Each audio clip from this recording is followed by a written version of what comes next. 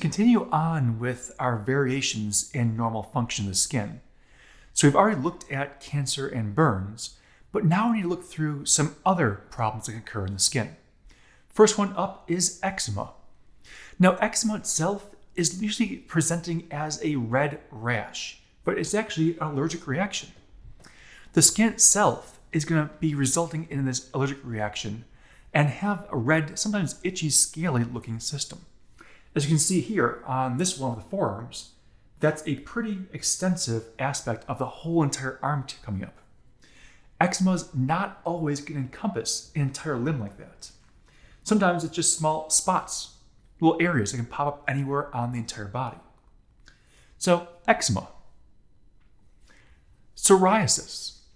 Now, this is a more extreme case of psoriasis. Just like eczema, psoriasis could be covering large amounts of the skin, or could only cover small portions of the skin as well.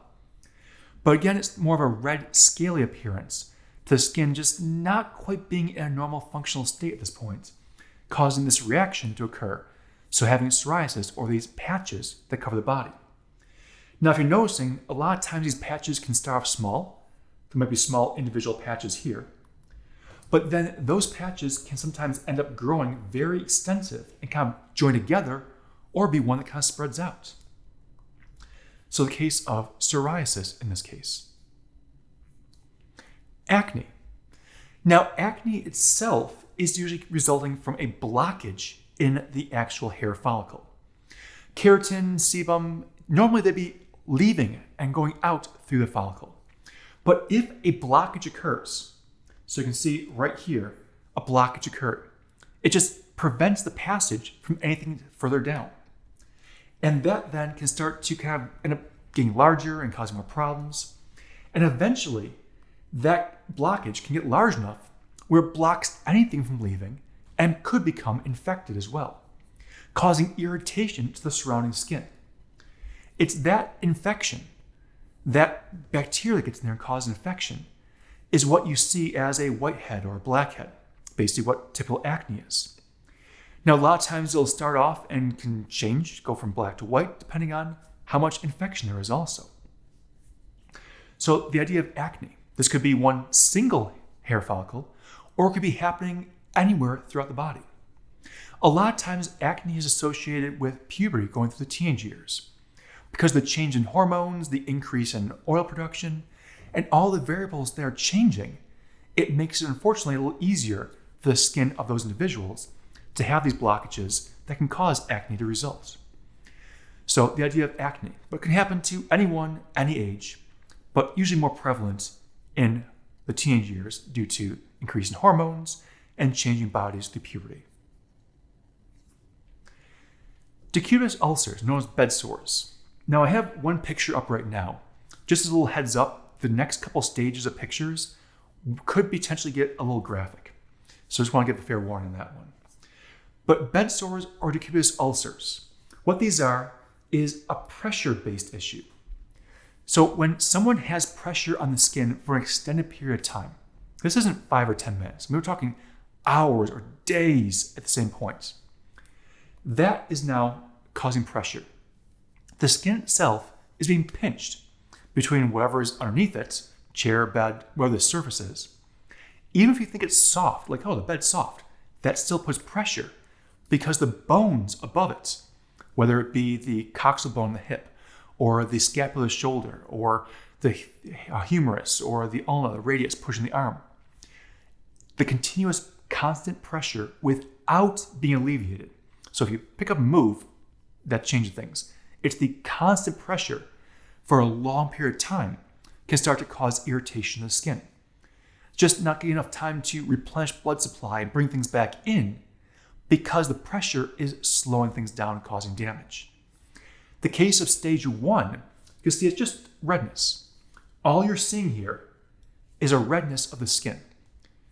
Now that would be the very first initial stages. From stage 1 to stage 2 now, we've damaged the epidermis. If you notice in this stage 2, it looks like it's almost like a scab over it. That's because the epidermis was damaged and is now trying to heal itself. So that's more of a stage 2.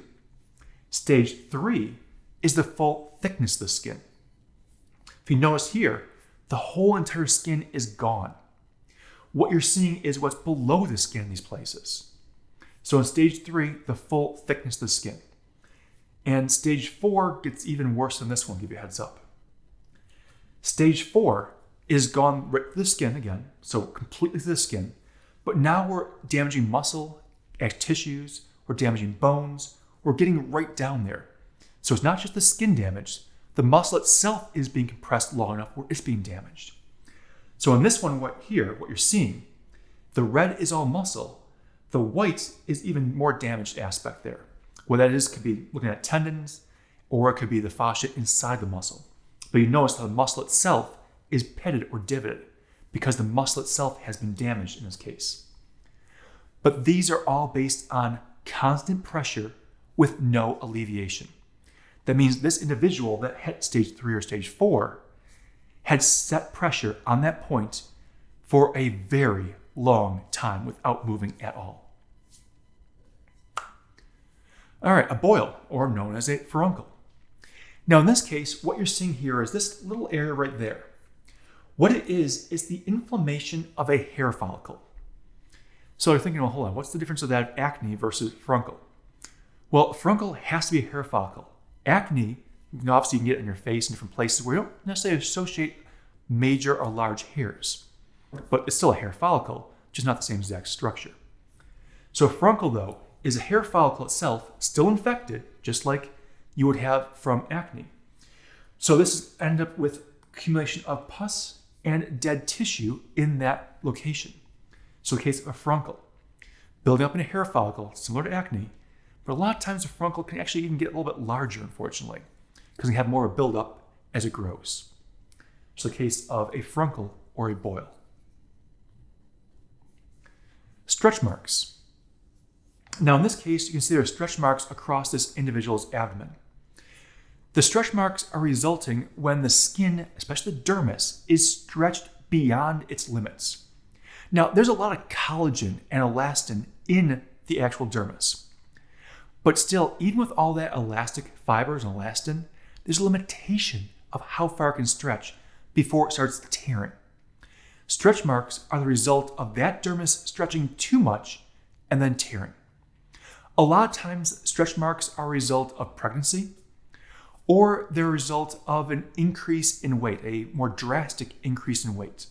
Sometimes it's going through teenage years, either someone's putting on a lot of weight, or later in life, all of a sudden there's a very fast weight gain. But it's the body's inability to grow enough skin to compensate for the pressure being applied to cause the skin itself to stretch out. So the idea of stretch marks. Calluses. Now in this one, you're seeing a callus right there, another one right here, another one up here. Calluses are going to be basically a buildup of the skin. So what's happening is the basal cells in the strand basale, they're dividing more frequently. They're dividing faster. It's causing an increase in the thickness of the skin. Usually, this is in part because the skin itself is being abraded or damaged or rubbed a lot in those locations. So by having the abrasion, the rubbing, the slight damage in the skin, this increased mitotic rate of the strand basale is trying to make it thicker to protect the skin. So it's, your skin's a way of saying, hey, you know what? I'm going to protect myself, become stronger and thicker, so you can't damage me. So that's happening in calluses. Now this picture is showing feet, which a lot of times can have calluses, but you can have calluses in hands. Someone does a lot of manual labor, or you do a lot of garden work or something.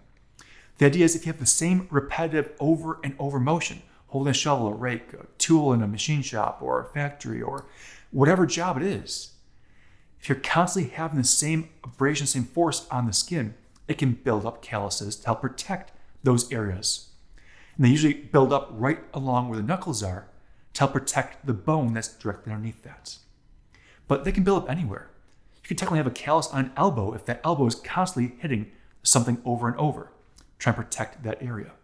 It's your skin's way of trying to protect itself by making it thicker. Calluses. So that's the rest of the differences in the skin. things that are abnormal and not normal functionality.